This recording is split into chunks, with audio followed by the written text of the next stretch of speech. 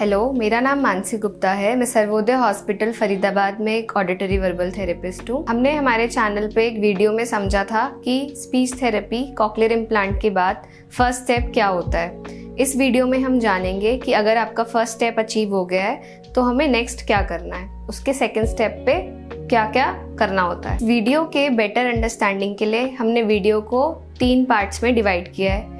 First part में मैं आपको बताऊंगी कि स्पीच थेरेपी में जो गोल्स होते हैं वो कौन कौन से एरियाज में बनते हैं। सेकंड पार्ट में मैं आपको बताऊंगी कि एग्जैक्टली सेकंड स्टेप पे हमें किन चीज़ों के ऊपर काम करना होता है। और थर्ड पार्ट में मैं कुछ टिप्स शेयर करूंगी जिसकी मदद से हम वो स्टेप जो है अचीव कर सकते हैं। फर्स्ट पार्ट के बारे में बात करते हैं। स्पीच थेरेपी में जो गोल्स होते हैं वो 4 एरियाज में बनते हैं, जो कि है सुनाई, ऑडिशन, लैंग्वेज या भाषा, स्पीच बोली, और कॉग्निशन एंड सोशल कम्युनिकेशन मतलब बौद्धिक कौशल और सामाजिक संचार। बच्चे बहुत तेजी से बढ़ते हैं और कई बार पेरेंट्स ऐसा भी बोलते हैं कि अभी तो पैदा हुए थे और कितनी जल्दी इनका विकास हो रहा है। जिस तरीके से बच्चे के अंदर शारीरिक विकास बहुत ज़्यादा विजिबल होता है, उसी तरीके से बच्चों में स्पीच लैंग्वेज का भी विकास होता है, जिसको हम माइलस्टोन्स बोलते हैं। स्पीच लैंग्वेज थेरेपी में हम इन्हीं माइलस्टोन्स के बेसिस पे ही अपने गोल्स सेट करते हैं। फ़र्क सिर्फ इतना होता है कि हम इसमें कुछ स्ट्रैटेजीज भी यूज़ करते हैं जिससे आपके बच्चे के अंदर डेवलपमेंट और भी ज़्यादा तेज़ी से आए। अगर हम एग्जाम्पल के तौर पे बात करें, ऑडिशन का गोल अगर हम ले सुनाई का, तो एक बच्चा जब जन्म लेता है तो वो ऊंची आवाज़ पे चौंकता है, वो अपनी माँ की आवाज़ को भली भांति समझता है। अगर हम लैंग्वेज या भाषा की बात करें, जो बच्चे से बात कर रहा है, बच्चा उस व्यक्ति के चेहरे की ओर देखता है और स्माइल करके रिस्पॉन्ड करता है। अलग अलग भाव या इमोशंस एक्सप्रेस करने के लिए अलग अलग आवाज़ें निकालता है। स्पीच या बोली की बात करें तो बच्चा वोकलाइज करता है और कुछ वावल्स जैसे आ, ओ, ई, ए यूज करता है। इसी तरीके से बच्चे के बौद्धिक कौशल में भी बदलाव आते हैं जिसका असर उनके सोचने और समझने की क्षमता पर पड़ता है। तो ये बताने का पर्पस ये है कि आपका बीइंग पेरेंट्स राइट है कि अपने स्पीच लैंग्वेज थेरेपिस्ट या ऑडिटरी वर्बल थेरेपिस्ट से आप इन गोल्स के बारे में समझें, क्योंकि हर एक स्टेज पे, हर एक लेवल पे आपके गोल्स अलग होते हैं किसी दूसरे बच्चे से। तो आप अपने थेरेपिस्ट से इन गोल्स के बारे में पूछ सकते हैं जिससे घर में आप इनको और भी अच्छे तरीके से करवा पाएँ। अब हम वीडियो के सेकेंड पार्ट के बारे में बात करेंगे।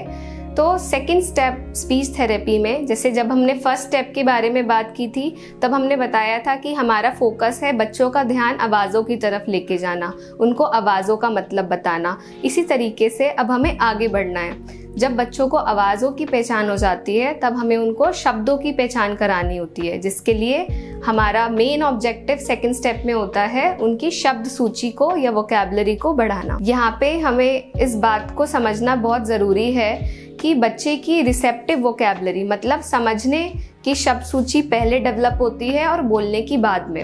अगर कोई बच्चा 21 शब्दों को समझता है तो वो बोलता सिर्फ 7 शब्द है। यही कारण है कि हम देखते हैं एक बच्चा जब 1 साल की उम्र उसकी निकल जाती है उसके बाद ही वो बोलना शुरू करता है, क्योंकि उससे पहले वो सिर्फ समझ रहा होता है। वोकैबुलरी के भी कुछ माइलस्टोन्स होते हैं जो कि वेरी कर सकते हैं हर बच्चे के अकॉर्डिंग। जैसे एक बच्चा जब 1 से 1.5 साल का होता है तब वह करीब 20 शब्दों को बोलता है। जब वह 2 साल का होता है तो वो 200 शब्दों को बोलता है। जब वो 3 साल का होता है तब 900 से 1000 शब्दों को बोलता है।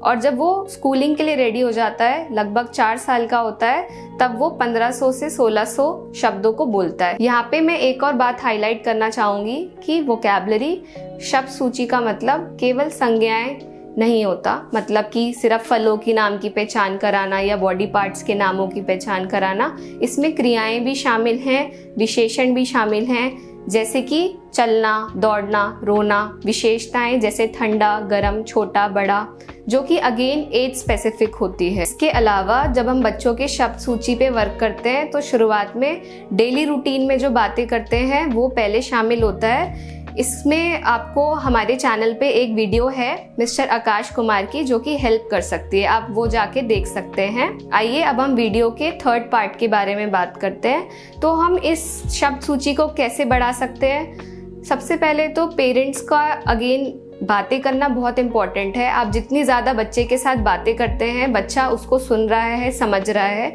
और समय के साथ जब वो बार बार अपने ब्रेन में उस चीज़ को डालता है तब वो ऑटोमेटिकली उसके एक्सप्रेसिव लैंग्वेज या बोलने में भी आता है। सेकेंड थिंग कि आपको जो आपके गोल्स हैं, ऑब्जेक्टिव्स हैं, जो आपके लक्ष्य हैं, वो अपने थेरेपिस्ट से प्रॉपरली समझने हैं, क्योंकि अगर आप एक साथ बहुत सारी चीज़ें सिखाएंगे तो वो भी बच्चा नहीं समझेगा। आपको अपने वीकली टारगेट्स अपने स्पीच लैंग्वेज थेरेपिस्ट के साथ पूछने हैं और उन्हीं को घर पे फॉलो करना है। थर्ड पॉइंट, आपके बच्चे की कितनी वोकैबुलरी बढ़ रही है उसको मेजर भी हम कर सकते हैं। उसके लिए आप एक लॉग बुक मेंटेन कर सकते हैं, उसमें आप कॉलम्स बना सकते हैं। फॉर एग्जाम्पल, बॉडी पार्ट्स में बच्चा कौन कौन से बॉडी पार्ट समझने लगा है, कौन कौन से बोलने लगा है, फलों के नामों में कौन कौन से समझने लगा है, कौन कौन से बोलने लगा है।